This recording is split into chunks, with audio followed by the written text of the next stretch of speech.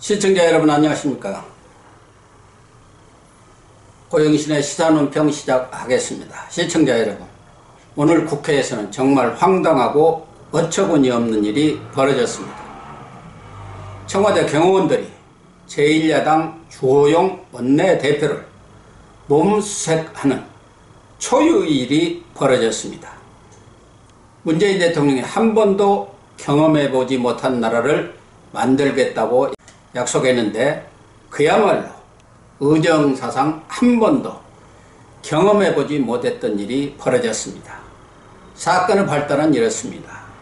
오늘 문재인 대통령은 오전에 550조 8천억 원에 달하는 내년도 초수퍼 예산안에 대한 시정연설을 하기 위해서 국회를 방문했습니다.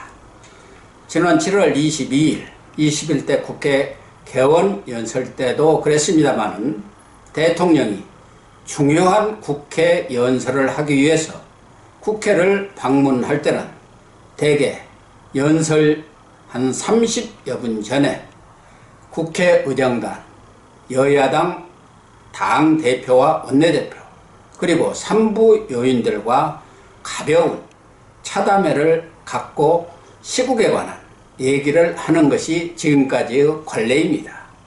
오늘도 관례대로 오전 예산안 시정연설에 앞서서 국회의장실에서 차담회가 열렸고 주호영 원내대표가 여기에 참석하기 위해 의장실이 있는 국회 본관 3층 간담회장 입구에 도착하자 청와대 경호처 직원들이 검색을 요구했습니다.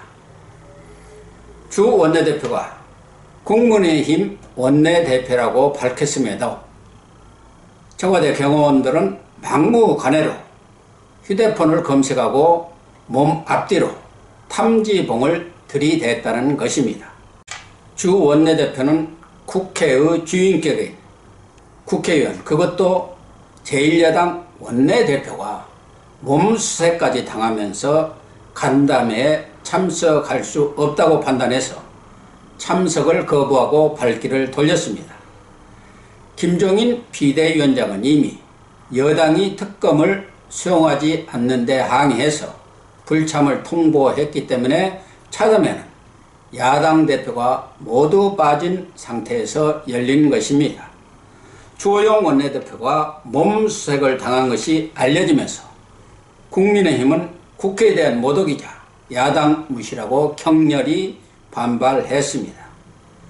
국민의힘 의원들은 문 대통령이 시정연설을 하기 위해 본회의장 입장할 때 선체로 항의를 했습니다. 문 대통령이 연설을 마치고 본회의장을 빠져나갈 때도 특검을 거부하는 민주당은 각성하라는 등의 구호를 외쳤습니다. 주 원내대표와 야당의 항의를 받은 박병석 국회의장은 사실을 확인하고 청와대에 합당한 조치를 요구하겠다면서 주 원내대표에게 사과의 뜻을 밝혔습니다. 다른 참석자들은 검색을 받지 않고 차담회에 참석한 것으로도 확인이 됐습니다. 경호처도 경호부장을 주 대표에게 보내서 원내대표를 못 알아본 경호처 직원의 단순한 우발적 실수라고 해명했습니다. 그러나 경호처 직원이 매일 언론에 얼굴을 비치는 주 원내대표를 못 알아본다는 것은 말이 되지 않고요. 더욱이 대통령이 참석하는 행사는 사전에 참석자의 인적 사항과 얼굴 그리고 동선까지 일일이 점검하고 스크린하기 때문에 몰라서 그랬다는 것은 핑계에 지나지 않는다고 생각합니다. 대통령 차담회에 참석하는 인사라고 해야 고작 10여 명에 불과한데 주 원내대표를 모른다는 것은 전혀 설득력이 없습니다. 다른 참석자는 물론이고 김태년 민주당 원내대표도 검색을 받지 않았습니다. 19대 국회 때 국회 사무총장을 지낸 바 있는 정진석 국민의힘 의원은 대통령이 국회의장, 당대표와 티타임을 할 때 수색을 하고 저지한 전례가 없다면서 전두환 대통령 때도 이렇게는 안 했다고 성토했습니다. 최형두 원내 대변인은 청와대 안하무인에 분노한다. 야당 대표를 경호팀으로 차단한 대통령은 없었다. 대통령은 협치를 말하면서 경호팀은 의사당 내에서 야당 대표 신체 수석을 거칠게 하는 나라라고 맹비난했습니다. 최 원내대표는 야당 대표 간담회 접근에도 물리장성이고 재인산성인가? 라고 물으면서 국민은 한 번도 겪지 못한 나라를 경험하고 있다고 비난했습니다.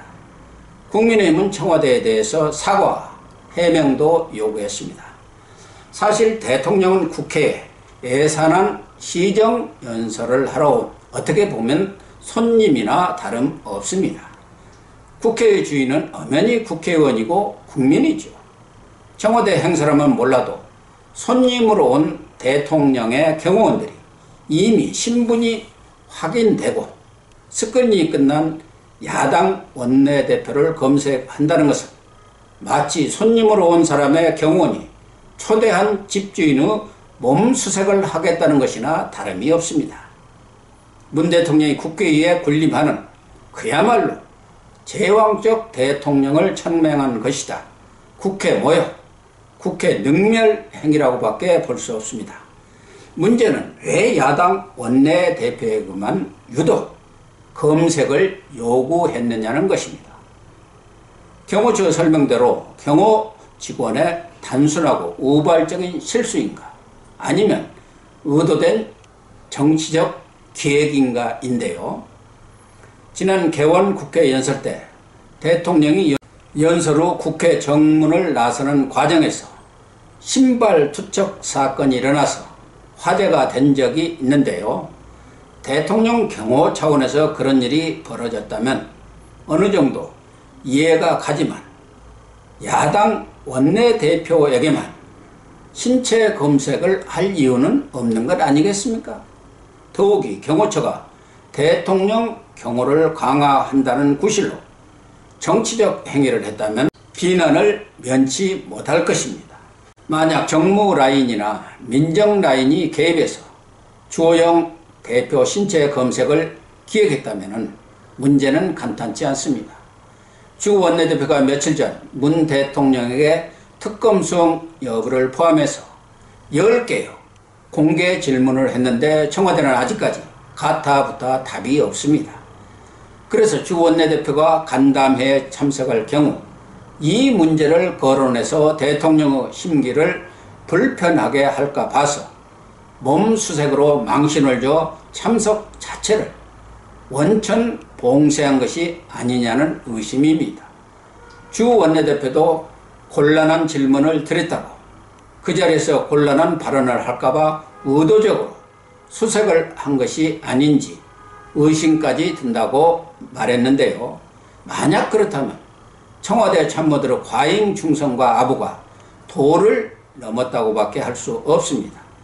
문재인 대통령 또한 현명하고 옹졸한 대통령이라는 비판을 받아도 할 말이 없을 것입니다. 다른 하나는 청와대가 갖가지 권력형 비리의 온상이 되고 있는 상황에서 궁지에 몰린 여건이 앞으로 공수처법 처리 등을 밀어붙이겠다는 선전포고가 아니냐는 것입니다. 함부로 덤벼들면 가만두지 않겠다. 원내대표든 누구든 걸림돌이 되는 사람은 손을 보겠다는 일종의 협박성 메시지를 던진 것이 아니냐는 해석입니다. 어느 경우든 참으로 우려할 만한 사태가 아닐 수 없습니다. 주호영 원내대표에 대한 몸수색 문제에 청와대가 어떻게 해명하고 조치를 취하느냐를 보면 방향이 잡힐 것으로 예상이 되는데요. 문 대통령이 지난 개원 연설 때 협치가 정치권의 최대 과제이고 이를 위해서 자신도 적극 협력하겠다고 했던 다짐은 국민을 속이기 위한 구두선에 불과했다는 것이 다시 한번 입증된 셈입니다. 시청해 주셔서 감사합니다.